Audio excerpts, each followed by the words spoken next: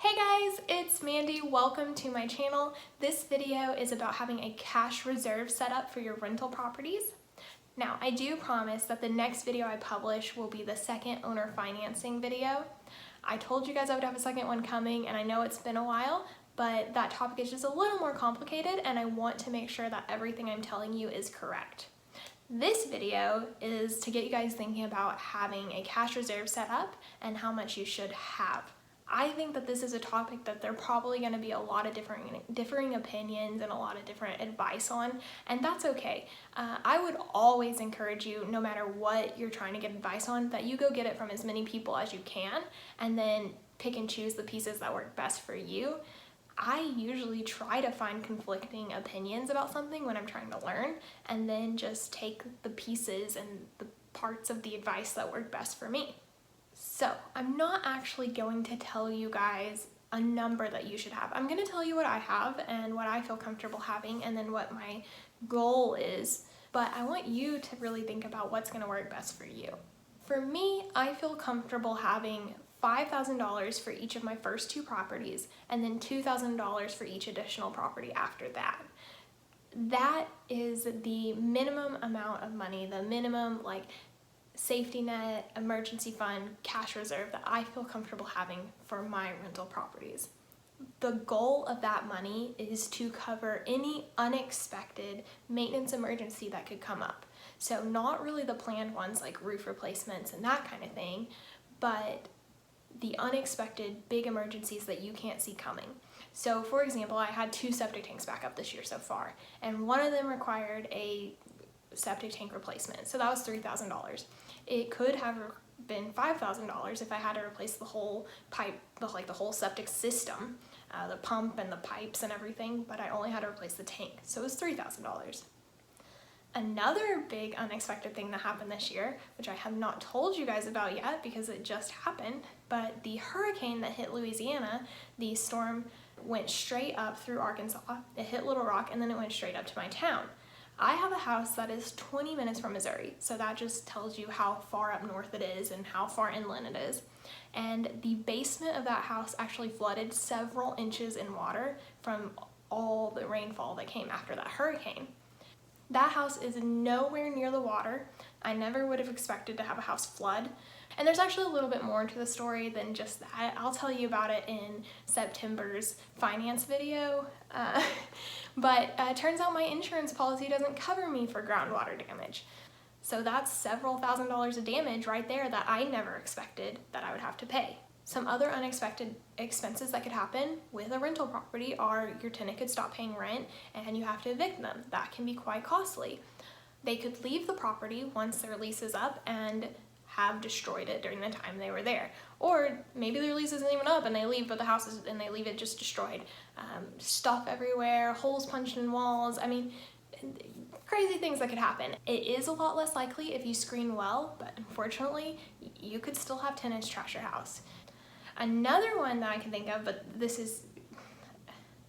I don't think this would ever happen, but what if the government just all of a sudden says, hey, tenants don't have to pay rent anymore and you can't evict them for the rest of the year? I mean, that seems like a huge abuse of power and also kind of unconstitutional. I mean, I can't imagine the government coming in and telling you what you have to do with your privately owned property that you paid for yourself, and a legally binding document that was signed between you and your tenant, the government telling you that it's no longer legally binding. We don't have to adhere to this document or listen to it anymore.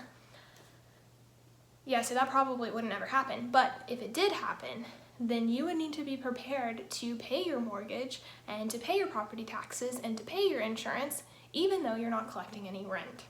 So that's just a few reasons why you need to have a cash reserve. Now, $5,000 for each of my first 2 properties plus $2,000 for each additional property is kind of the bare minimum that I feel safe having.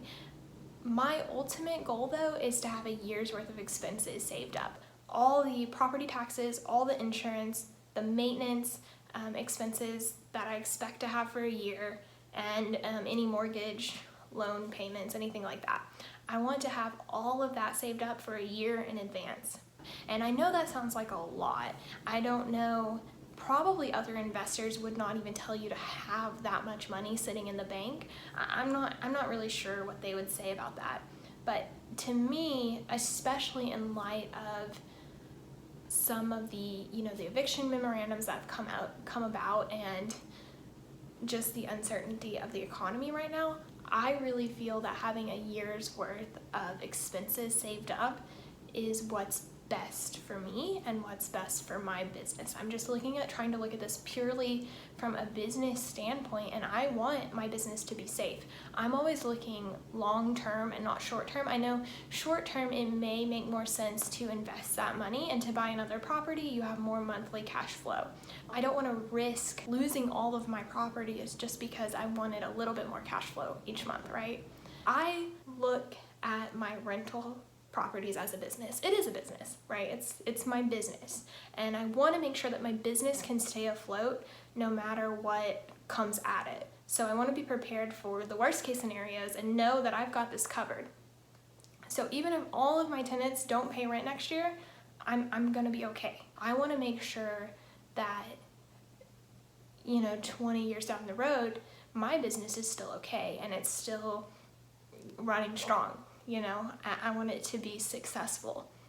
And unfortunately, I've seen in my own town, you guys know I bought 7 houses in January, and that's because that landlord went under. He over leveraged and couldn't make his mortgage payments. So I've seen this happen to people, and I think we've all heard stories.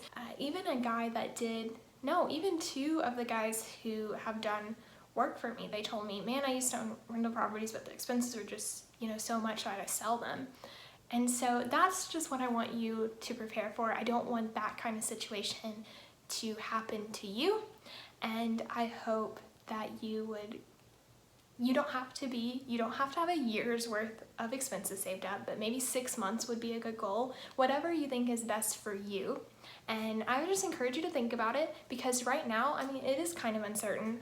I don't know what's gonna happen with the economy. I don't know if the housing market's gonna crash or not, but I do know that having a cash reserve is smart, and I think a necessity if you're gonna have a business, and your rent houses are your business. So that's all I have to say. I'll see you guys next time. Bye.